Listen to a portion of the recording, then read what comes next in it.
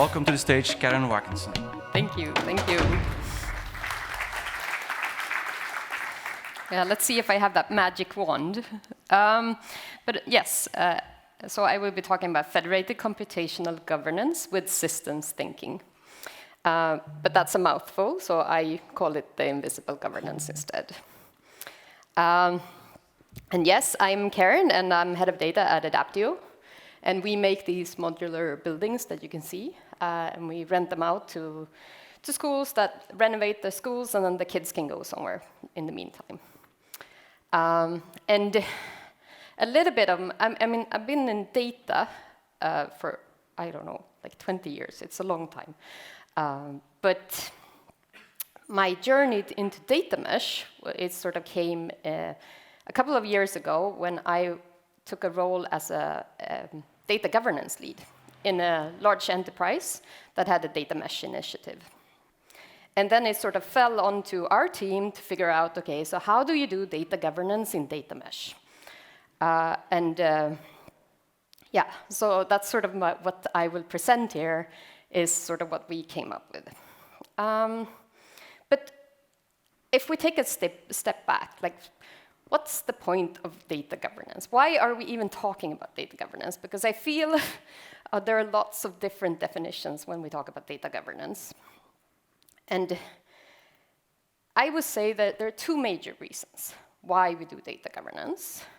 And the first one, which is more from a risk management perspective, and here we talk about like compliance, security, ethical reasons, basically trying to avoid being sued. So that's that's usually what you talk about when you talk about data governance. This is the focus that most people think about when you talk about data governance. But I would say that the other aspect is just as important, which is more the value creation of data governance. And that's more, if you think about making sure that data is discoverable, making sure that it's understandable, making sure that it's valuable and actually it's fit for purpose. And that's the second reason that should not be forgotten. And if you look a little bit of the journey of data governance, because data governance has been around, I think it's since the 70s or something like that. And so it's been around for quite some time. And as I said, like there are many, many different definitions of what data governance is, and the different models are also defined in many different ways. And I'm not saying that this is the right one. This is just how I perceive it. And also for giving you an understanding how I see it in this presentation. And I would also say that in reality, it's never this simple. It's always a much more complex situation than this. But if we buy this simple model of what organizations go through when it comes to governance, is that probably first you have something called scattered governance, right? So you have data governance initiatives going on, maybe like a data quality initiative, you have some other activities going on, but nothing is really organized. But then maybe you move into centralized governance, which is you hire a bunch of a team that says, okay, now we own data, and now we're going to fix this. So we decide everything, we set all the policies, and we decide that, okay, this is how we do it, and now you have to do this. But then you can also do federated governance, and I want to point out here that federated governance was actually around before data mesh, so it's not a new thing. But then what they did is that, okay, so you move the ownership to the business, but then and the business and the domains. But then mostly what you have is that you divide it into data domains, which was a word here used,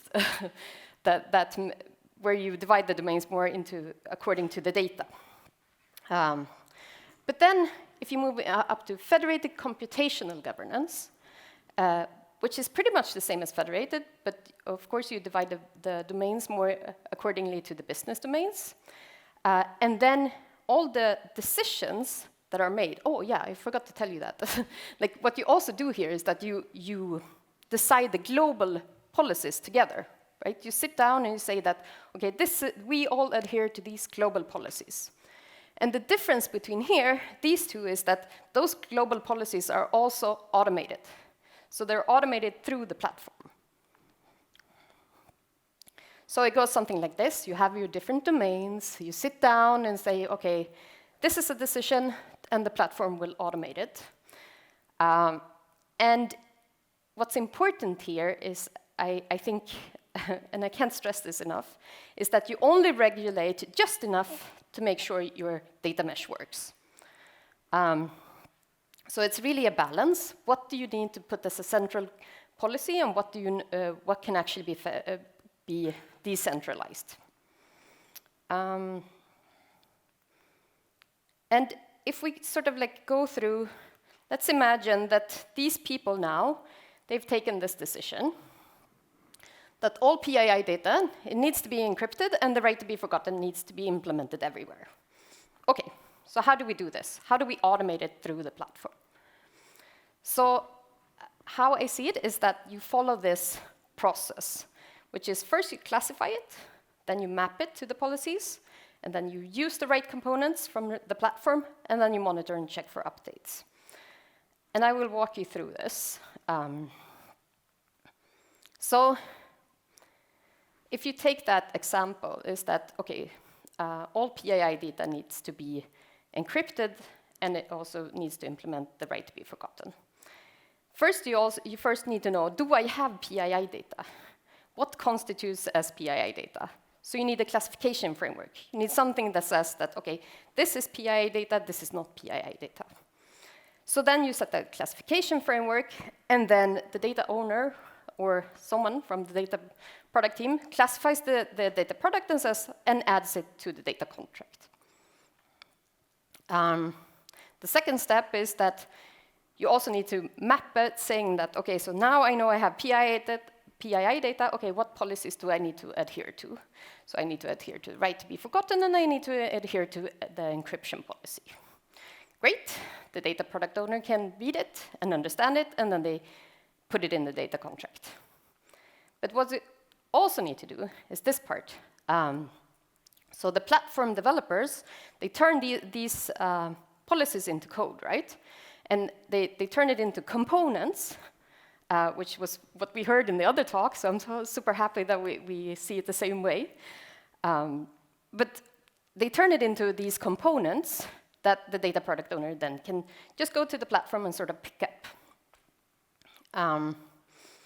But then, of course, we also need to track and monitor what version is used and by which data product, right?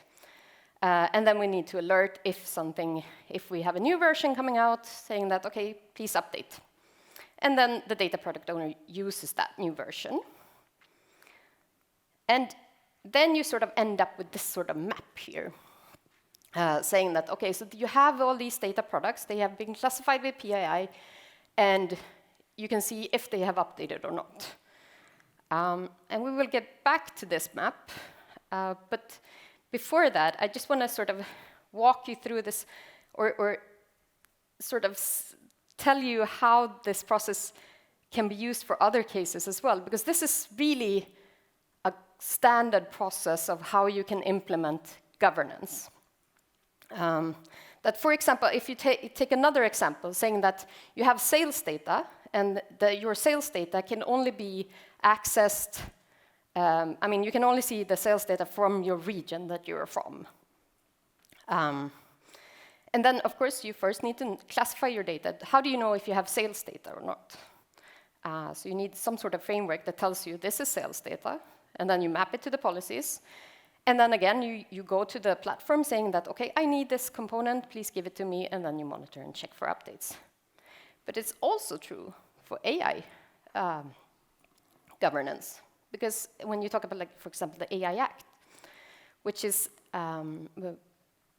where, yeah, I don't know if you know it, but it has these sort of levels where you need to classify. You need to know, like, which level are you on. So you need to classify your AI, And then you need to map it to the policies. What policies do I need to follow if I'm this sort of AI? And then you use the right components, and then you monitor and check for updates. Right. Great. So now we have provided this really good tool. Everything should be working perfectly fine, and everyone is happy. But of course, it doesn't mean that just because we provide a really good tool, it actually happens. Right? It has happened many times that we provide great tools, but no one is using them.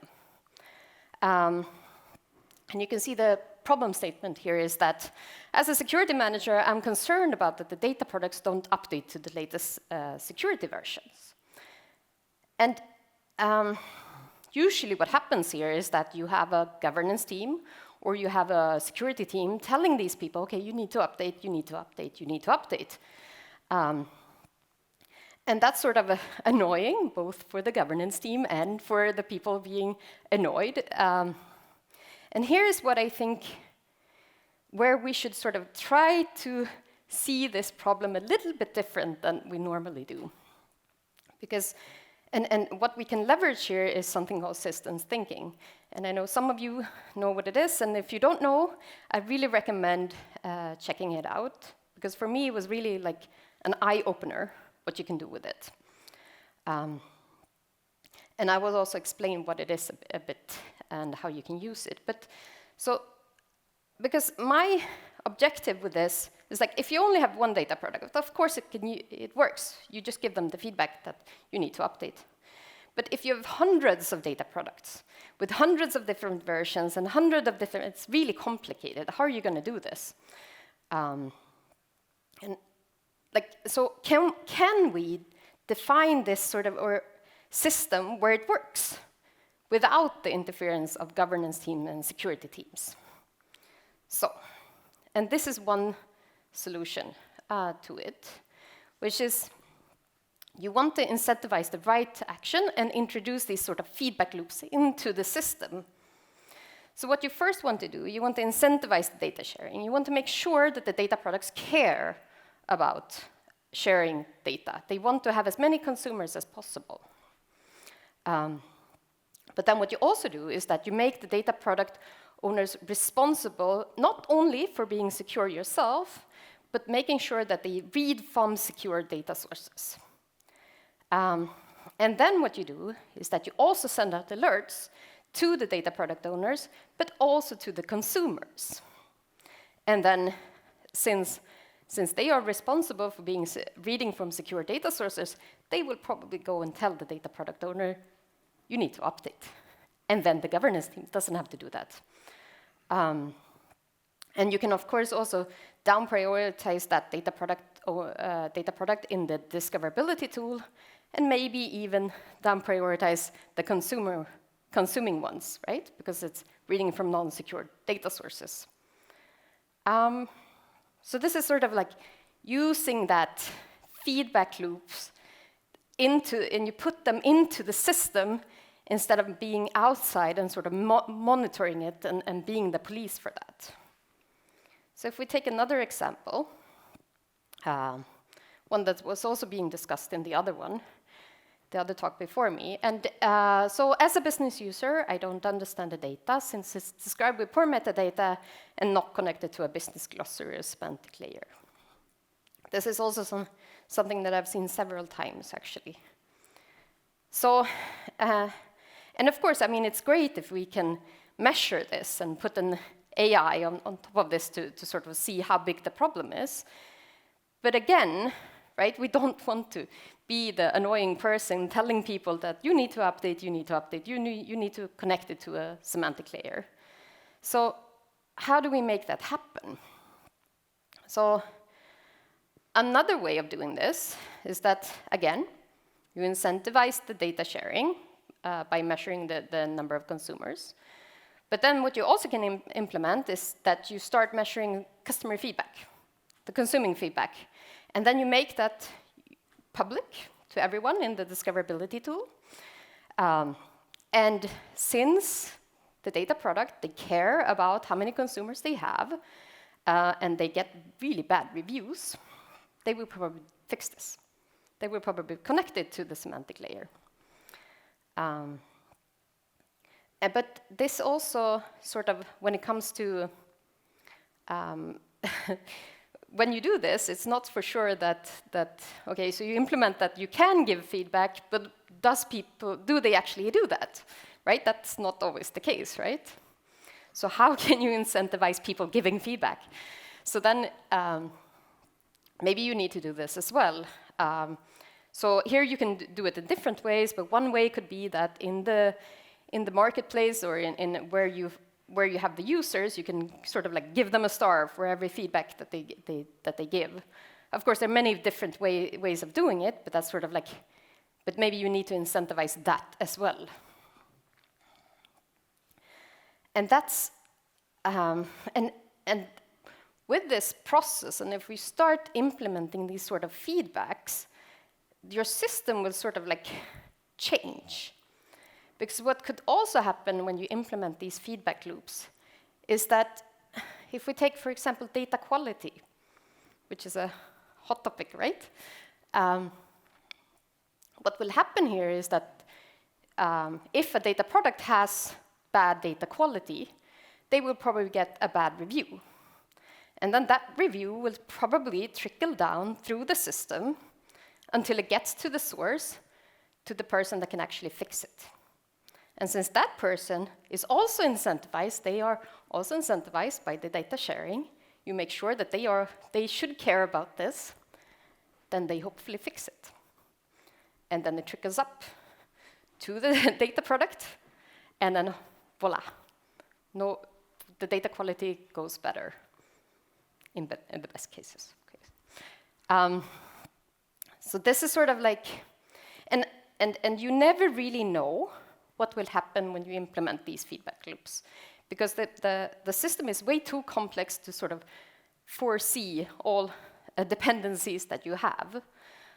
So you sort of have to try and adopt and see, can you get the system to sort of work by itself without too much interference? And the things that I propose here, that might not be right for your company, right? It could be other feedback loops that you need to implement. So these are just examples of how you can implement data governance.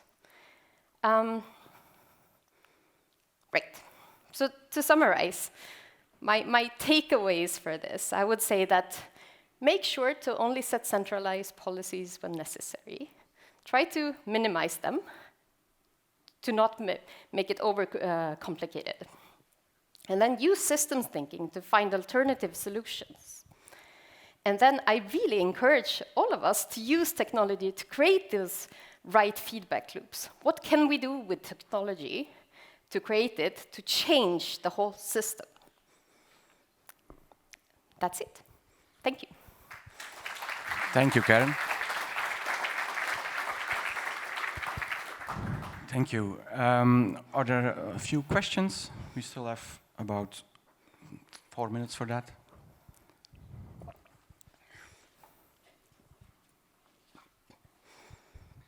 Thanks, Karin. We actually busy. Well, I've discussed with one of our data governance leads. They also have this idea to gamify this kind of feedback loops.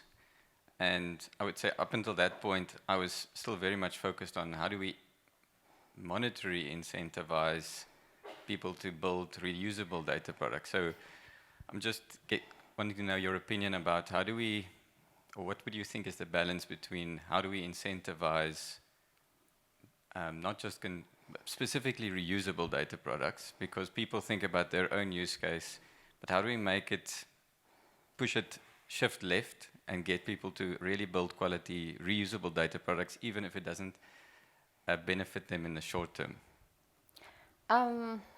That's a good question. And but just on top of my head, I would say that sort of like, again, if you could actually use that you incentivize the data sharing, right? Because if the data products are incentivized to have as many consumers as possible, they will probably build a data product that will be used as many as possible.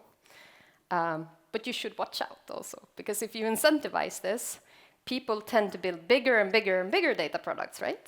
But that's what you want to also sort of like, that's why you want to measure the customer feedback as well, because then it will sort of adjust itself to not be too big, because then they're going to have unhappy customers because it's going to take lots of time to get changes from that, and it's going to be slow, and so. But I really encourage you to sort of try here, because you never really know. Is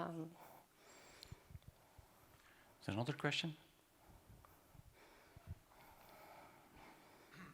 I'm very curious about the reward system and the incentivation.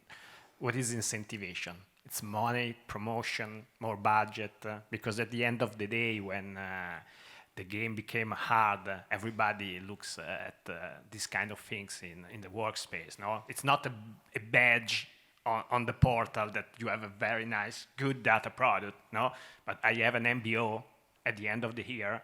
I have business people here that ask me and push me, and okay, I like to have a lot of badges on the website of the company, but the incentivation system is something that it's, for me, should be related to the economics part, to the reward system of the company. Cannot be decoupled. Gamification is nice, but at the end of the day, the business is not a game, no? Everybody is there for an interest, okay? No, and I agree, actually. I agree. I mean, you can incentivize in many different ways, right? So it's not like there's only one way.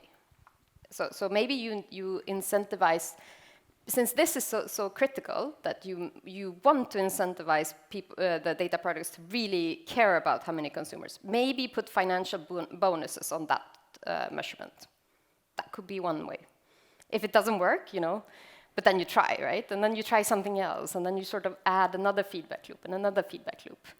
And maybe you get a scoreboard when you come into the office, says who is the best, so it's really visible. I don't know, but the point is, like, you need to think about these feedback loops rather than just looking at the problem.